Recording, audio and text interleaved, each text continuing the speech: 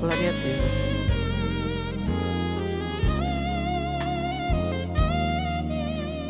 Meu Jesus maravilhoso, és minha inspiração a prosseguir. E mesmo quando tudo não vai bem, eu continuo olhando para ti, pois sei que tu tens o melhor para mim. Há um segredo no teu coração. Oh, dai-me forças para continuar, guardando a promessa em oração. Firme, ó Deus, está o meu coração, firme nas promessas do Senhor. Eu continuo olhando para ti, e assim eu sei que posso prosseguir.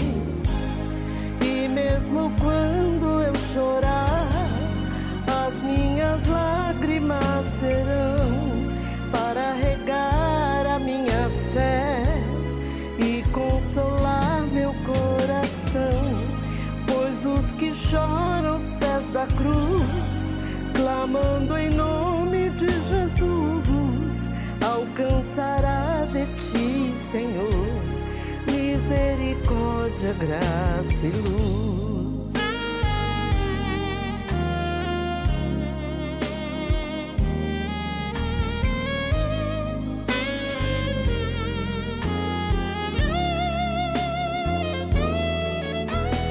Grande amor não cessa, eterno não tem fim. Quão grande és tu, Senhor, quão grande és pra mim. Tua graça é meu refúgio, descanso no teu poder. Maravilhoso és, maravilhoso és pra mim. Firme, ó Deus, está o meu coração, firme nas promessas do Senhor. Eu continuo olhando para ti, e assim eu sei que posso prosseguir. E mesmo quando eu chorar, as minhas lágrimas serão para regar a minha fé e consolar meu coração. Pois os que choram aos pés da cruz, clamando em nome de Jesus, alcançará de ti, Senhor, misericórdia, graça e luz. E mesmo quando eu chorar, as minhas lágrimas serão para regar a minha fé e consolar meu coração. Pois os que choram aos pés da cruz, clamando em nome de Jesus, alcançará de ti, Senhor, misericórdia, graça e luz.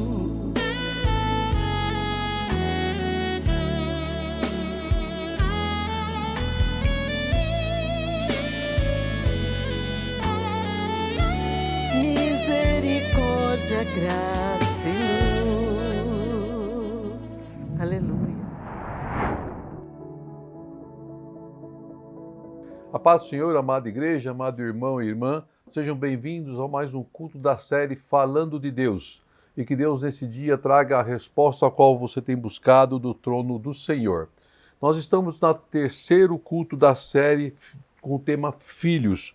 O primeiro culto com o tema Filhos nós fizemos lendo a passagem em 2 Reis 4, de 1 a 7, a palavra que relatou a angústia de uma viúva que era esposa do profeta Obadias e que vê os seus filhos sendo requeridos para o pagamento de uma dívida através dos credores que batiam à sua porta. Então os seus filhos estavam ameaçados de serem levados como escravos para honrar a dívida a qual seu marido havia feito. E Deus manda a resposta àquela mulher, a multiplicação na casa dela, a multiplicação do azeite, a botija que encheu e transbordou, e ela conseguiu pagar a sua dívida e ter ainda sustento para o resto da sua vida.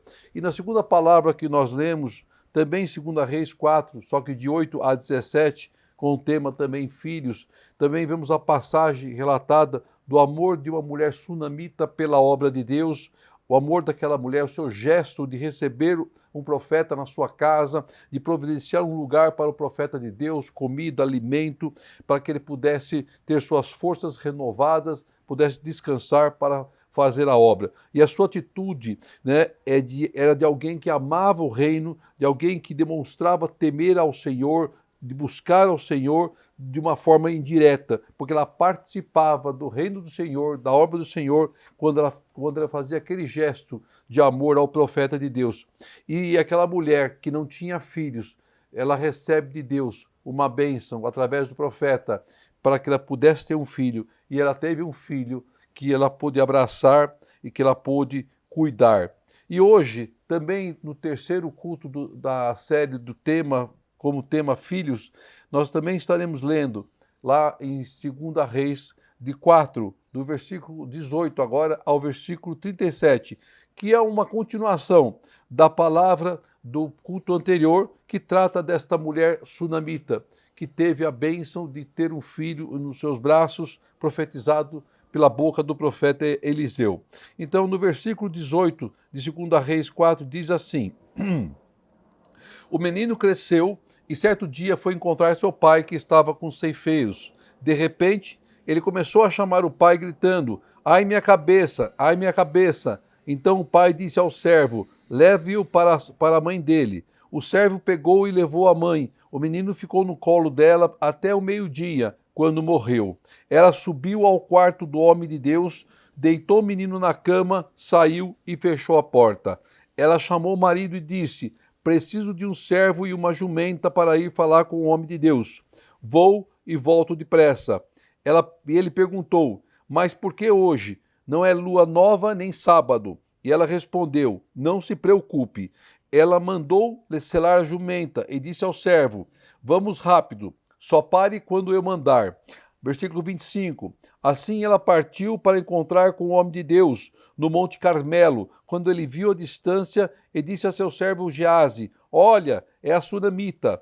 Corra ao encontro dela e lhe pergunte: Está tudo bem com você? Tudo bem com seu marido e com seu filho? Ela respondeu a Geazi: Está tudo bem. Ao encontrar o homem de Deus no monte, ela se abraçou aos seus pés. Geazi veio para afastá-la, mas o homem de Deus lhe disse: Deixa-a em paz. Ela está muito angustiada, mas o Senhor nada me revelou e escondeu de mim a razão de sua angústia. E disse a mulher: Acaso eu te pedi um filho, meu senhor? Não te disse para não me dar falsas esperanças? Então Eliseu disse a Geazi: Põe a capa por dentro do cinto, pegue o meu cajado e corra. Se você encontrar alguém, não cumprimente. E se alguém o cumprimentar, não responda. Quando lá chegar, põe o meu cajado sobre o rosto do menino. Mas a mãe do menino disse: Juro pelo nome do Senhor e por tua vida, se ficares, não irei. Então ele foi com ela. Geazi chegou primeiro e pôs o cajado sobre o rosto do menino, mas ele não falou nem reagiu. Então Geazi voltou a encontrar com Eliseu e lhe disse: O menino não voltou a si. Quando Eliseu chegou à casa, e lá estava o menino morto, estendido na cama. Ele entrou, fechou a porta e orou ao Senhor. Então deitou-se sobre o menino, boca a boca, olhos nos olhos, mãos com mãos. Enquanto se debruçava sobre ele, o corpo do menino foi se aquecendo. Eliseu levantou-se e começou a andar pelo quarto. Depois subiu na cama e debruçou mais uma vez sobre ele. O menino espirrou 7 vezes e abriu os olhos. Eliseu chamou Geazi e o mandou chamar a sunamita. E ele obedeceu. Quando ela chegou, Eliseu disse: Pegue seu filho. Ela entrou, prostou-se a seus pés, curvando-se até o chão. Então pegou o seu filho e saiu. Glória seja dado a Deus. Que palavra maravilhosa essa, né? Aprendemos no estudo anterior, no culto anterior, que a mulher sunamita nada pediu para o homem de Deus, nada ela pediu em troca ao profeta pelo seu ato de amor, o ato de ela ter construído um quarto para o profeta, de oferecer a ele alimento, oferecer a ele a água. O seu amor a obra de Deus, trouxe para a sua vida, para a sua casa a bênção. Trouxe bênção. E Deus tudo conhece, Deus que tudo sonda, sabia o que passava no coração daquela mulher e do seu desejo e do seu sonho de ser mãe, de poder ter filhos. Esse era o seu desejo, mas ela nunca pediu isso para o profeta. Ela nunca pediu nada em troca. A sunamita era uma mulher rica, uma mulher próspera, abençoada, mas ela precisava viver um milagre. E a sua fidelidade com Deus, a sua obediência a Deus, permitiu que o milagre chegasse à sua casa. A nossa obediência a Deus, a nosso temor ao Senhor, nos traz bênção do Senhor a nossas vidas e a nossa casa. Por isso temos que sempre estarmos prostrados aos pés do Senhor. E a palavra se cumpriu na vida da sunamita, como o profeta havia dito, e ela pôde abraçar um filho. Ela pôde ter um filho para ser abraçado. E na sequência da palavra, nós vemos a vida dessa mulher e do filho dela envolvidos numa situação a qual ela não esperava. E nós precisamos entender esses acontecimentos, por que desse grande impacto, por que desse momento de grande tristeza para essa família. Então o versículo primeiro que nós lemos do capítulo 4, 18, diz que o menino cresceu. Não sabemos a idade dele, mas ele cresceu.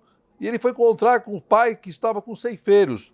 Então esse menino é aquele menino que se refere na leitura anterior, o filho da sunamita, lido lá em 2 Reis 4,16.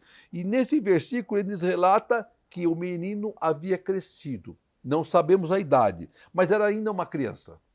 Ele era ainda um menino. Então ele foi encontrar com o pai que estava com quem? Com os ceifeiros. Os ceifeiros são aqueles que trabalham na ceifa ou na colheita, os que cortam cereais com foice ou com qualquer outro instrumento cortante. Então o seu pai, que provavelmente estava acompanhando o trabalho dos seus servos, porque ele já era idoso, mas ele era rico e ele tinha bens. Então ele estava ali na lavoura acompanhando o trabalho e o filho vai ter com ele. Então a sunamita, se você se lembrar, era uma mulher rica, né? O marido era rico, mas era idoso. Então eles administravam a terra. Aí o versículo 19 diz que de repente o menino começou a chamar o pai, gritando como se tivesse uma dor, a cabeça dele estava doendo. E o que o pai faz? Ele manda um servo levar a criança até a mulher. E, aos olhos humanos, ele fala assim, lá vai o homem de novo jogando pepino para o colo da mãe. Não era isso. Na época, nós temos que entender o momento que a Bíblia está relatando a palavra. Na época, era a mulher que era responsável pelo cuidado com os filhos. Era a mulher que era responsável pelo cuidado da casa. Hoje em dia, isso mudou, né? Bastante, por sinal, né? Mas na época a qual a palavra relata, era a mulher que cuidava. Então o pai, que estava na lavoura, que estava trabalhando, que estava cuidando das suas propriedades, manda o servo levar o filho até a esposa. Isso era natural. E ele, então, o empregado, então, obedece e leva. No versículo 20 relata isso, que ele pega e leva o menino até as mãos da mãe. Só que chegou ao meio-dia e aquela criança morreu. Então vamos entender também um pouquinho dessa parte da passagem. Lá, na época, era muito normal as pessoas começarem a vida cedo, quando o sol raiava, trabalhar cedo. Não tinha televisão, não tinha internet, não tinha nada disso. Então as pessoas dormiam cedo, acordavam cedo. Então tudo começava cedo. Então provavelmente aquela criança passou com a mãe, no colo da mãe, com a sua dor, com a sua enfermidade, algumas horas, até chegar ao meio-dia, até ela vir a falecer.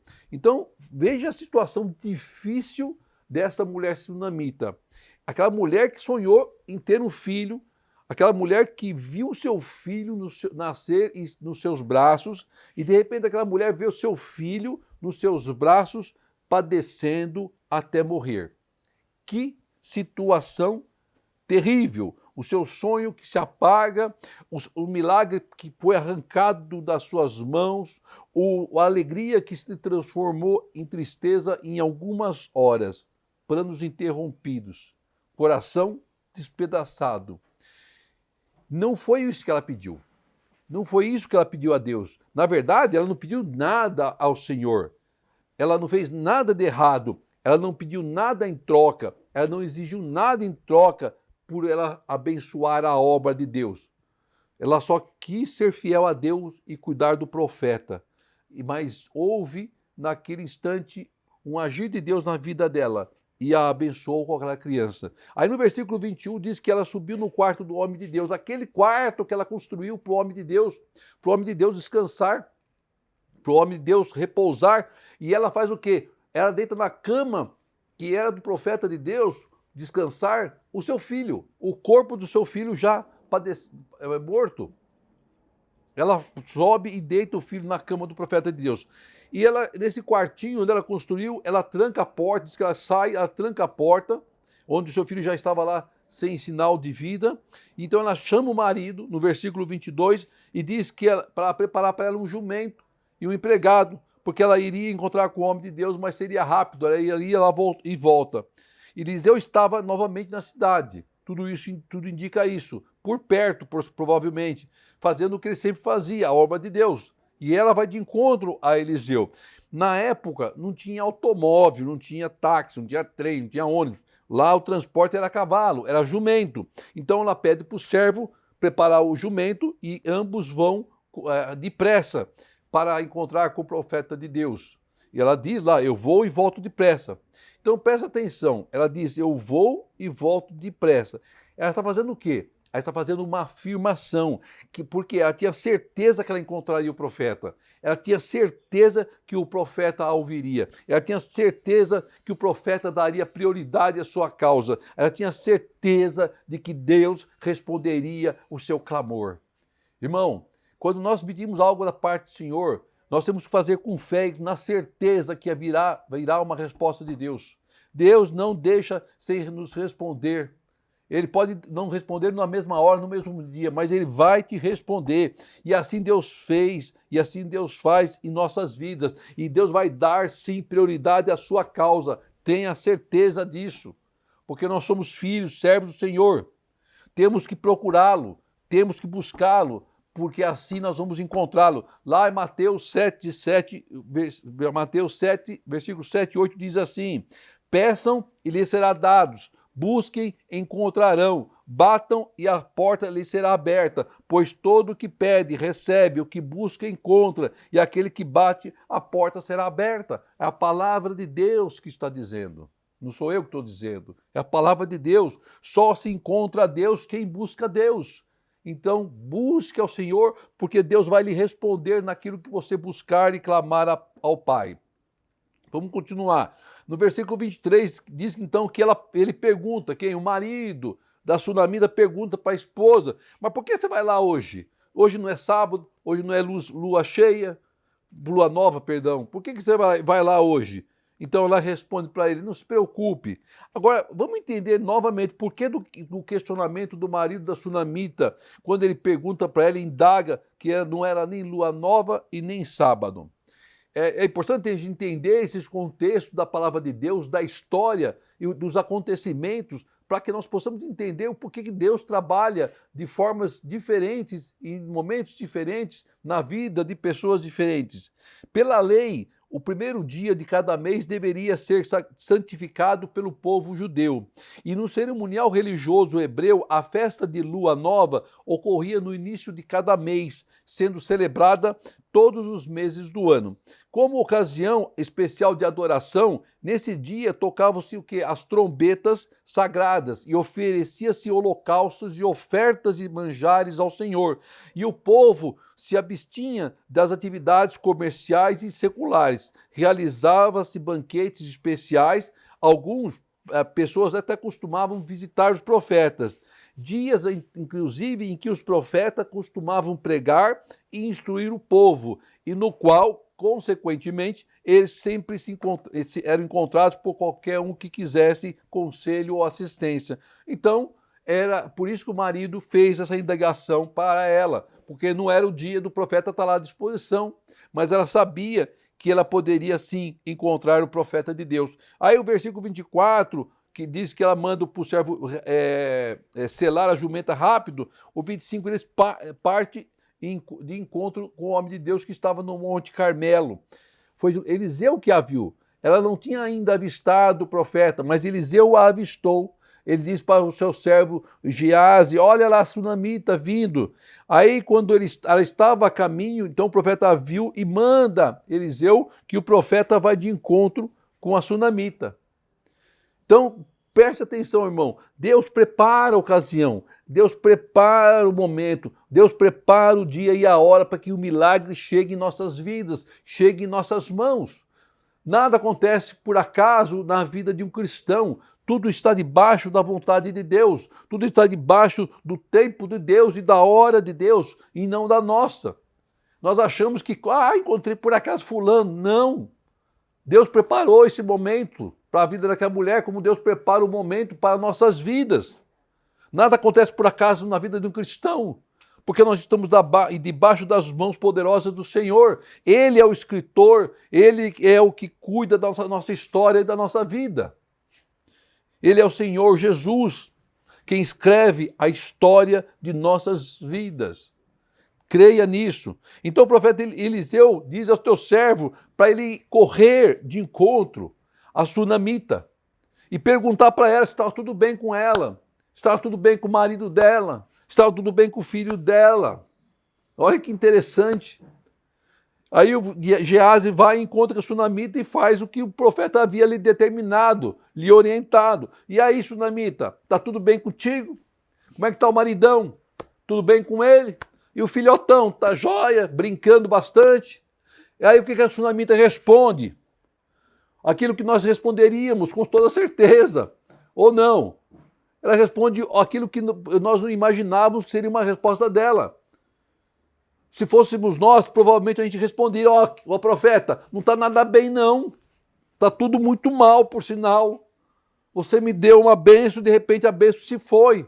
Mas não, ela responde para Geazi, está tudo bem.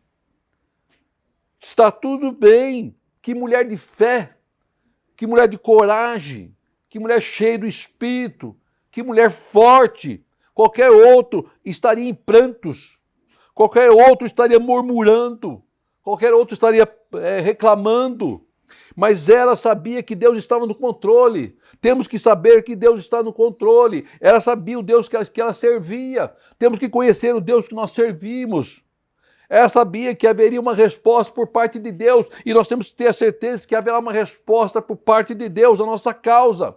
Aquela mulher entendeu a necessidade de ser forte e manter a sua fé inabalada, certa de que nada estava perdido e que Deus havia dado um filho e nem mesmo a morte poderia tirá-lo dela. Olha que mulher de fé, com a certeza de que a sua fé era inabalável. Ela estava inabalável por fora, mas por dentro ela estava aflita, estava angustiada. Mas a mulher sunamita não perdeu tempo com reclamações, com indagações, com questionamentos. Tampouco gastou suas lágrimas com inutilidades ou as suas lamúrias com quem nada poderia fazer por ela. Geazi nada poderia fazer por ela. Mas diante do profeta, diante do homem de Deus, daquele que foi levantado por Deus, aquele que poderia trazer para ela esperança, ela abre o seu coração, ela põe à vista a sua dor, a sua angústia. É em Deus que nós temos que buscar socorro, não é no homem. O profeta representava Deus, o ungido de Deus na época. Hoje nós temos um canal direto com Deus através do nome de Jesus Cristo. E é em Deus que nós temos que buscar e abrir o nosso coração, e expor a nossa dor e angústia. O versículo 27, então, diz que o homem de Deus, ela correu até o homem de Deus e abraçou os pés do homem de Deus. Geazi tentou, inclusive, tirá-la, afastá-la, lá no versículo 27, mas o homem de Deus disse que deixa ela em paz porque ela estava muito angustiada, mas que Deus não havia revelado ao profeta o motivo da sua angústia. Aquela mulher buscou diretamente o homem de Deus para um particular, somente ela se abriria e abriria seu coração ao homem de Deus. O nosso particular tem que ser com Deus, porque é dele que emana todas as coisas. é dele que nós vamos ter uma resposta. A sunamita honrava a Deus e ela honrou a Deus com seu gesto ao se humilhar a um profeta, aos pés de um profeta. Entenda que esse gesto não é uma adoração ao homem, mas a um temor a Deus, de quem buscava uma resposta de Deus, através de um ungido de Deus, através de um profeta de Deus. O interessante é que a atitude do profeta, de quando essa mulher sunamita chega e abraça os teus pés. O profeta primeiro impede Geazi de intervir e tirar a sunamita. Ela estava lá buscando socorro. Deus nunca deixa sem resposta um pedido de socorro. Nunca. De um servo, de uma serva dele. Ela buscava a Deus através da vida do profeta, que foi usado por Deus para abençoá-lo com aquela criança. Meu irmão, no meio da tempestade, o único que pode nos ajudar é Deus. O único que pode mudar a nossa história é Deus, não há outro. No segundo ponto, o profeta consegue ver o estado de angústia a qual a sunamita estava passando.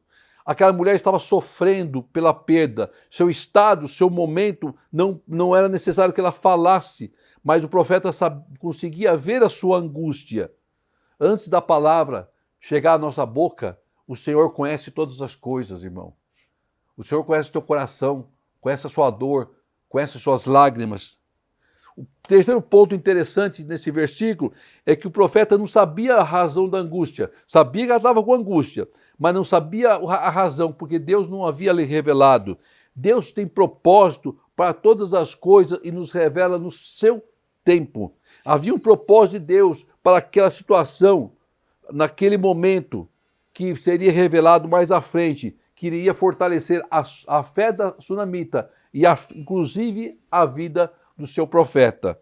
Assim como há um propósito de Deus para a sua causa, para nos fortalecer a fé da nossa vida e daqueles que estão conosco na nossa casa. Creia nisso. Aí o versículo 28 diz que a mulher questiona o profeta. Por acaso eu te pedi filhos, meu senhor? Eu não te disse para não me dar falsas esperanças? Ela questiona. O que ela faz? Ela traz a lembrança do profeta, o que ele havia lhe prometido, a aliança que havia sido feita no passado, sem que ela pedisse nada em troca. A sunamita, ela estava buscando aquilo que havia sido entregue nas mãos dela sem que ela tinha pedido. Trouxe a memória do profeta, na memória de Deus, a promessa, a aliança, e não há nada de errado em fazermos isso, em trazer a memória de Deus. Não há nada de errado nisso. Lembra lá do rei Ezequias, na cama, enfermo, que vira o rosto para a parede, pronto para morrer de uma enfermidade, e ele traz à memória de Deus os seus feitos, a sua obediência a Deus, e Deus prolonga os dias de vida dele. Não há nada de errado fazermos isso. E ela traz a memória, e o seu ato foi suficiente para tocar no coração de Deus e reverter aquela situação de tristeza para novamente ser de alegria. Deus quer reverter essa situação de nossas vidas, essa situação de tristeza para de alegria. E Deus vai virar a página dessa história, basta crermos, basta buscarmos nos pés do Senhor. Então creia, meu irmão. E o versículo 29 diz que o Eliseu manda Geazi ir até aquela criança para levar sua capa e levar seu cajado e colocar o cajado sobre a criança. Mas a mãe não queria o Geazi. A mãe queria o profeta. A sunamita queria o profeta. E ela diz assim, não saia daqui se você não for comigo. É você que me deu a palavra de vitória e de bênção. E é você que vai me dar a palavra de vitória e de bênçãos no meu filho novamente. Tem momentos que não é homem, não é intermediário que vai resolver a nossa situação. Nós temos que buscar aqui diretamente em Deus, através do jejum, da oração, porque Deus nos coloca à prova a fé. Parece que somos levados ao nosso limite. Passamos dias em jejum e oração em busca de resposta. E parece que ela não vem em busca de um milagre. E parece que ela demora. Parece que nós chegamos num limite. Parece que perder a esperança. Mas de repente as coisas começam a se mover. as coisas começam a acontecer, as peças começam a mudar de lugar, porque Deus começa a agir e agir da sua forma para que possamos contemplar o milagre nas nossas mãos. Aí Geazi diz que Geazi volta e diz ao profeta que o menino não reagiu, não aconteceu nada, não voltou a si. Aí quando Eliseu chega na casa, ele sobe, entra e fecha a porta lá do quartinho dele. E a primeira coisa que ele faz é orar a Deus. A oração é a chave que move o coração de Deus. A primeira coisa que o profeta faz é orar a Deus. Sem oração, não temos como ouvir a Deus. A primeira coisa que o profeta faz é orar a Deus. Se não buscarmos incessantemente a Deus em oração, não temos como viver os milagres de Deus. O segredo está na oração. E o profeta ora a Deus. Aí então ele deita sobre o menino, mão com mão, olho com olho, boca com boca lá, e intercede. E aí ele se levanta e anda pelo quarto e diz a palavra que ele novamente deita sobre o menino. Aí o menino começa a se aquecer. Começa a se aquecer. Se não foi fácil para um homem de Deus, imagine para aquela mãe. Nada é fácil para um cristão. Nada é fácil para a nossa vida. Havia uma prova sendo passada naquele lugar, da vida da sunamita e na vida daquele profeta. Ou você acha que o profeta também não estava passando por uma situação difícil? Vendo aquele menino com a qual ele havia profetizado que abençoaria a vida daquela mulher. E de repente, aquilo que era bênção foi arrancado das mãos dela de uma forma violenta. Mas Deus nunca se esquece da sua aliança. Deus nunca se esquece da sua promessa. Então, por isso, tome posse da bênção. Parece fácil, é maravilhoso, nos traz alegria, mas nós temos que estar constantemente em vigilância, em oração, para que a nossa bênção não seja perdida, não seja arrancada das nossas mãos, que não sejamos surpreendidos pelo nosso inimigo. Aquela mulher não desistiu em nenhum momento. Ela não perderia a sua bênção em nenhum momento. Ela buscou naquele que havia lhe prometido, daquele que ali lhe entregue uma aliança, feito uma aliança. Ela buscou uma resposta em Deus, no homem de Deus. E o que aconteceu? Ela teve a resposta do homem de Deus. Diz que no versículo 37 que ela entrou, prostou-se aos pés do homem de Deus, como se prostrasse aos pés do Senhor, em agradecimento pelo milagre. E agradecimento pelo impossível. E ela pega o seu filho nos braços novamente, vivo, cheio de vida, e sai. Olha a forma que Deus trabalha, olha a forma que Deus age e que Deus quer agir sobre a sua vida. Então creia, meu irmão, parece que a sua luta é uma luta impossível de se vencer. É uma causa impossível de se ganhar, que não há saída, mas não existe impossível para Deus. Deus tudo pode e Deus tudo faz. Busque ao Senhor, procure ao Senhor e você vai encontrá-lo e você vai receber uma resposta da parte do Senhor. Creia nessa palavra profética em nome de Jesus. Feche teus olhos, oremos a Deus em agradecimento à sua palavra de hoje. Querido Deus, amado Pai, eu quero te agradecer por esta palavra abençoada, Pai, uma palavra profética, uma palavra de milagre, Pai, onde nós vemos o impossível acontecer na vida dessa sunamita e nós veremos o impossível acontecer na vida de cada um que está participando, assistindo este culto. Que haja um mover do Teu Espírito sobre essas vidas, Pai, que haja um operar do Teu Espírito sobre essas vidas, Pai. Age segundo a Sua vontade, no Seu tempo, Pai, porque nós sabemos que tudo está nas Tuas mãos. Nada por acaso, tudo está nas Tuas mãos. Estamos nas Tuas mãos, Pai. Então faça como lhe prover, faça o que for melhor para nossas vidas, segundo a Sua vontade, Pai. É que eu te peço em Cristo Jesus, que o grande amor de Deus, que a graça de nosso Senhor Jesus Cristo, o amor e a doce consolações do Espírito Santo do Senhor, estejam com todos, hoje e sempre, em Cristo Jesus. Amém e amém. Glória seja dada ao Seu nome, Senhor. Amém. Firme, ó Deus, está o meu coração, firme nas promessas do Senhor, eu continuo olhando para ti, e assim eu sei que posso prosseguir. E mesmo quando